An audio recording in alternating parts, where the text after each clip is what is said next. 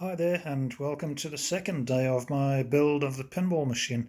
As you can see, it's actually coming along okay.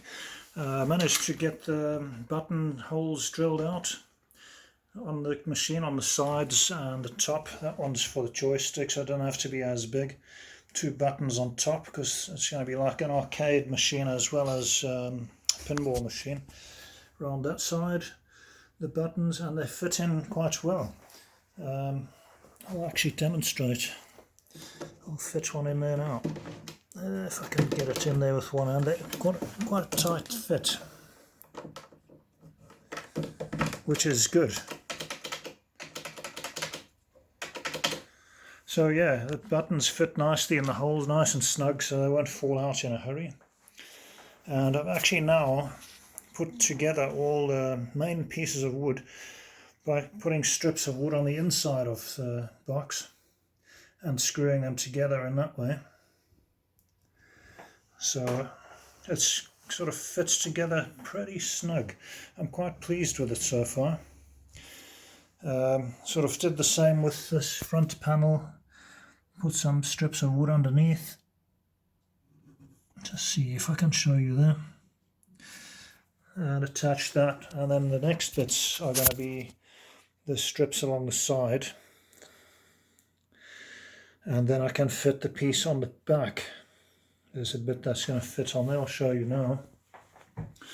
There's a panel that will fit like so on the back. I have to figure that out and get it so that there's a 4mm gap for my perspex to slide down there, so it sits snug on there. Then the other panel is for the front, which is that one, which I've done 2 holes for the buttons on there. That pretty good fit on there.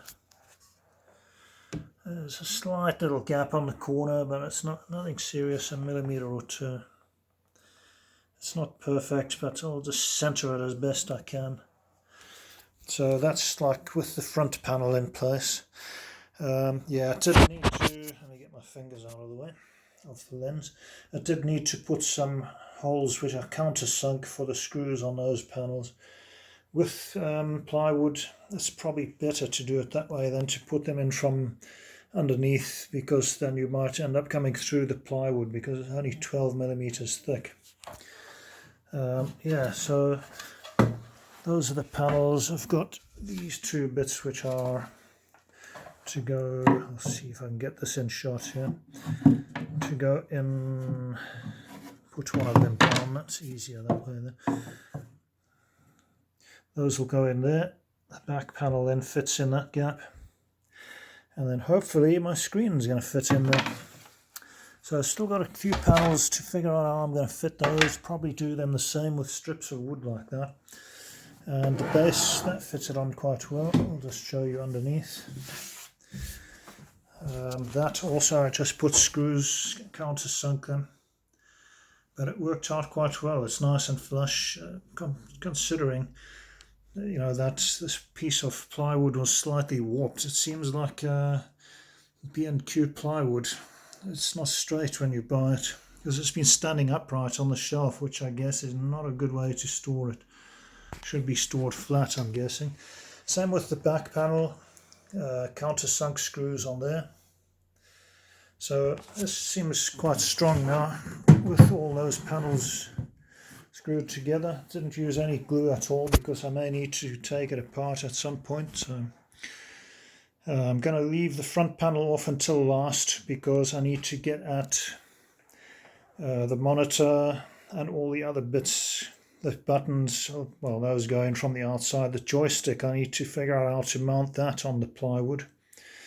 I haven't quite figured that bit out yet, but we'll get there. This is my joystick that I'm going to fit. So that should be interesting to get that going. And then, of course, the interesting bit is to fit the screen to get that in the gap. But yeah, it's going quite well so far. I'm actually quite pleased with it, quite impressed with my own carpentry skills, to be honest. As I said before, it does help when you've got the right tools for the job. So I'll probably end up painting all these plywood panels black on the outside and leave the pine as it is. I'll probably just put a coat of clear varnish on that because I quite like the look of that wood. So yeah, anyway, I'll do another follow-up probably tomorrow or the day after once the build is more or less complete. Maybe even do a test run of it and show you how it looks with the thing completely assembled.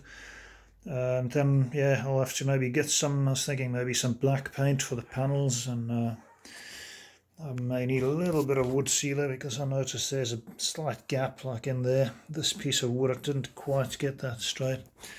But yeah, I bought myself a little sanding machine, and oh, it works brilliant. Just a cheap one for about 15 quid from Toolstation, and yeah, it's worked quite well so far. So anyway, I'm going to end off the video there, otherwise people are going to get bored if it's more than a certain length. So we'll catch up with you in a day or two and show you an update to the build. Hope that you enjoyed this video, and look forward to showing you the completed build soon, hopefully. Okay, bye bye for now. Keep well, keep safe, and see you in the next one.